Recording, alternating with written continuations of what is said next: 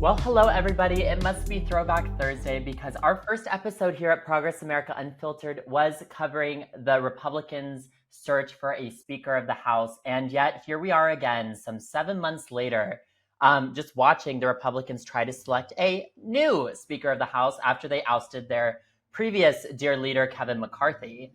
And so last week, we saw Jim Jordan's attempt to claim the speakership unfold in just like a chaotic, dramatic display on the House floor. And so today we have Tyler, we have Craig, we have Jocelyn on to talk about what the roadmap ahead looks like for the Republicans and just to cover some of the chaos, because I guess, you know what, it's a good coping strategy. So to pass it off to Craig, because I know you have some hot takes here. Craig, I'm curious what you think. What's top of mind for you on this? I would like to get off the ride. You know that Chinese curse, may you live in interesting times.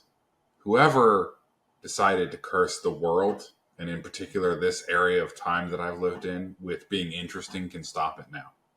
Because the amount of unprecedented times, can we just go back to precedented? That's how I'm feeling, Rhett. Like, never in the history of our country have we ever even attempted to get close to the situation we are in. In even smaller margins of caucus majorities, there's always been a Speaker of the House. It never took that many ballots to pick one, except for right before the Civil War. It's never, the discharge, the lack of confidence vote has never succeeded, because even James Cannon, that infamous asshole who pushed and did whatever the hell he wanted to, didn't get pushed out by his own party. I mean, there's even a building named after him, the Cannon House building, where all the members of Congress basically do their work. And so to see this guy ejected by 8 crazy people was in particularly both entertaining as someone who is a political enthusiast, but also horrifying at the idea that our country is essentially, and the second in line, is essentially a no one that was not popularly elected, not particularly assigned. He was just like, oh, our new temporary speaker was on a list. I didn't realize you can become second in line by being on a list. I want to be on a list. That's all it fucking takes. Jeez. Yeah, this is like pretty crazy, and yeah, have to say unprecedented. We've got 19 days since McCarthy was ousted. So 19 days, about to be 20, without a Speaker of the House. We know how long it took McCarthy to win his, 15th vote. So it's a little disparaging, I think. And I just read via MSNBC that there are now 9 Republicans who are going to meet with Republican leadership in a closed-door meeting this afternoon to put their names in the ring for the speakership. So it's still chaos. There's nobody who's taking the lead. The people who are taking the lead are white supremacists and people that we don't need to be the voice of the Republican Party, in my opinion. They would do without the baggage. Exactly. So it's literally just a scramble for power right now. And we're seeing just how in disarray Republicans are. I hate to quote him, but, a broken clock is right twice a day. Former President Trump said, even Jesus wouldn't win the speakership right now because of how Republicans are operating. And I have to say, he's kind of right. But Jocelyn, what are your thoughts? Well, I think it's really interesting how we watch these basic norms of governments fall away during the Trump administration, and they're not coming back. At least they're not coming back from the right. And so, yeah, I mean, I'm sort of split, right? The part of me that enjoys karma thinks this is excellent and it should go on forever. But the part of me that's a proud American citizen is incredibly embarrassed, especially given all the moving parts on the foreign stage right now. This is not the vibe we want to be presenting. Vladimir Putin was mocking us on Russian television because we look like clowns. And that's where, I'm not really into bipartisanship normally, but that's where I do think that we as Americans need to remember, these people represent us on the world stage. And that's not really great for any of us. Speaking of this, if they do end up failing to elect a speaker and they do try and do some bipartisan stuff just to pass government funding, I've been calling for a more parliamentary style system in America for a long time. I just never thought that this was how we're going to get it. That was ridiculous. Yeah, ironically, this would be the most effective form of governing that they would have done all in probably decades, if that's what we end up doing. We'll see if that happens, but yeah, it would be an ironic twist that our government becomes more effective due to Republicans' chaos and inability to lead. And I think, I keep saying it, but like we need people who are the constituents of these representatives to really take a hard look, and we can't let them off the hook. And we know that it's funny, but we also need to talk about how serious this is. These people cannot govern themselves, yet they want to govern our entire country. It doesn't make sense. And it's funny, but we also can't normalize it because this stuff is already becoming normal. I mean, yeah, it's day almost 20 without a speaker. Who knows how long we'll go? And as funny and amazing as this is, I'm so scared for this to become the normal way of operations in our country now. Well, isn't that the thing, though? They don't actually want government to work. They were pretty honest about it. They wanted to fund every agency. This is sort of like their raison d'etre is to just burn it all down. Yeah, we've gone from a reality TV star president to a reality TV show government. And it's like we have this horrible self-perpetuating cycle where the media covers what's deranged, and so what's deranged becomes normalized. In a perfect situation, like we would ignore these people, the sane people in government would seize control, and they would stop getting rewarded for their bad behavior. It's absolutely wild that Matt Gaetz has been able to be the center of anything. He's kind of just sort of like a weird, unstable dude. Who has But that's what happens. credible allegations and rumors about basically sex trafficking women to another country so that he could have underage, relations with them. What? Yeah, wow. And I just want to highlight something that our producers dropped in the chat as well, just to kind of further this conversation, that all 9 of these speaker hopefuls voted against lowering prescription drug prices, voted for a national abortion ban, and they all want to raise the retirement age.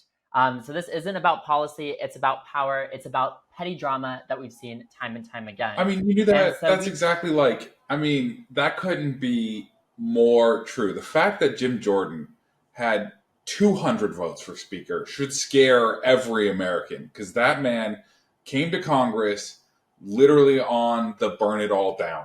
You should work till you die. You should pay as much as humanly possible to Big Pharma. You should live without roads. You should live without food security. Please go find a ditch and lay down. But out of the way of the rich people. I'm just waiting for some of these people. I just need some of these people to retire already and just like go into like corporate lobbying and like just like sell out to the corporate interests that they're already kind of trying to appeal to, that they're putting on this whole charade for. Like, aren't we all tired? Like, don't you all just want to go retire to your like AC office building just so you can like push your horrible legislation with your like congressional friends? Like, please.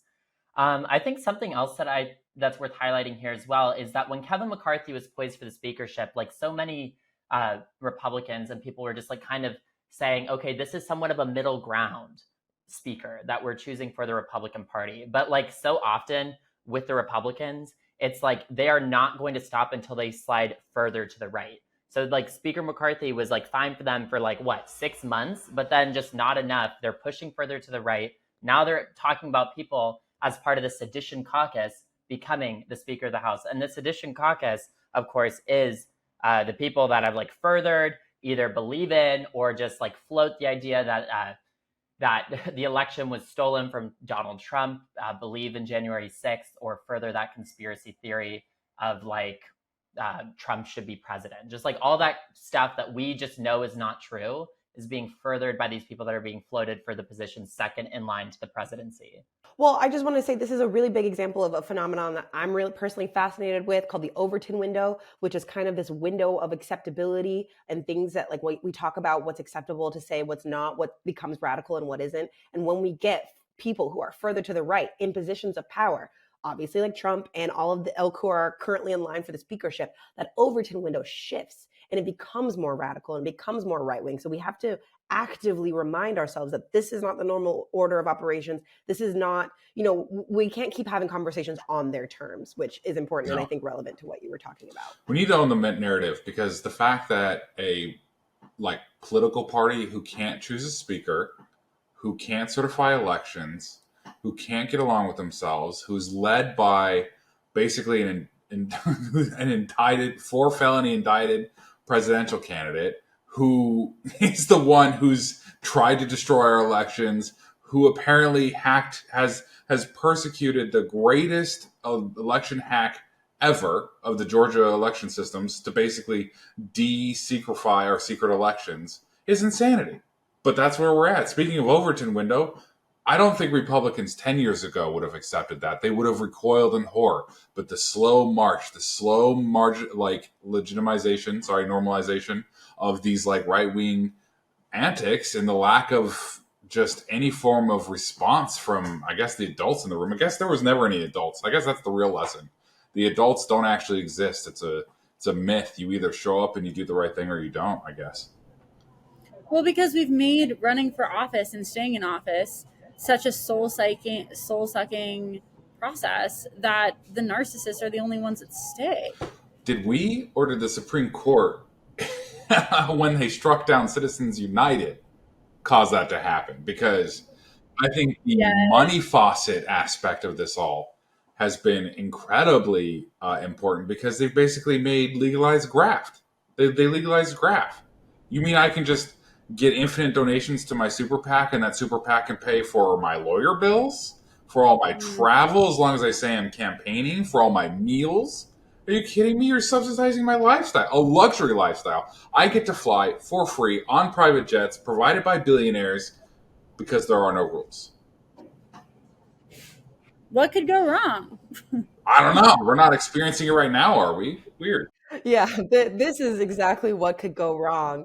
I mean, I guess as we wrap this up, we're in still a little bit of a limbo. Republicans are meeting tonight, so we might have better word later this week on what the future of the speakership and our government as a whole will look like. But does anybody have any last thoughts? I don't, other than I echo Craig's sentiments of I want off this ride. Yeah, no, absolutely, Tyler. I feel like growing up, like I heard like the talking point that Democrats don't know how to govern. Like that exact phrase, like being drilled in my head, like just like in passing, just like studying politics, all of that stuff. And like I think it's playing out time and time again that Republicans just like lack the skill set, the tools to govern such an all over the place caucus. Every And so with accusation that, is an admission. yeah, there you go, Craig. There you go. And I think with that, we're ready to close out. Everybody at home, make sure you like, share, comment, and subscribe, because we will be sure to update you all on whatever happens with the speakership. Thank you all so much for watching, and have a lovely, lovely fall day. Bye-bye, everybody.